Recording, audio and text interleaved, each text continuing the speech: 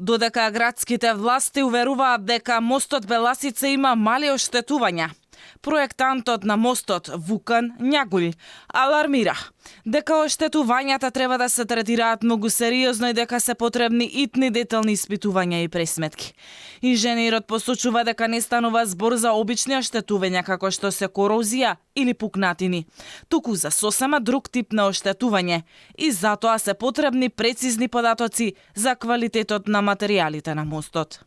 Кога бев на мостот, добив впечаток дека она што го видов бара многу посериозен пристап отколку што мислев.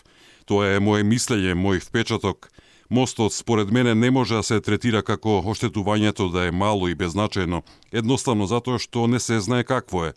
Мора да се направи многу детално испитување, не само визуелно, туку да се отвори конструкцијата, да се испита, да се земаат примероци и да се испитаат лабораториски. Според неговите проценки, постои можност да се оштетени продолжните кабли на главните носачи на мостот. Не оштетени како челик, туку оштетени во однос на нивната носивост. Ако челикот се прегрее, ги губи карактеристиките што ги има, вклучувајќи ја и силата во него, со што се намалува сигурноста на мостот до некоја мера и се менува напрегањето во конструкцијата. По пожарот мостот е затворен за сообраќај, а во врска со ова прашање градежниот инженер вели дека има решение, но додава оти тоа е тешко изводливо.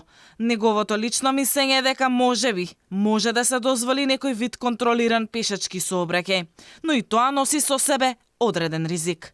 Од град Скопје не добивме одговор дали и како ќе реагираат по алармот на проектантот Њагулј. Инаку, пред само 6 дена, скопската градоначалничка Арсовск тврдеше дека оштетувањата на мостот Беласица се минимални и не довеле до нарушување на структурниот интегритет на мостот, без притоа да наведе извор на кој ги темели ваквите тврдења. Таа не кажа ниту кога ќе биде пуштен повторно во функција.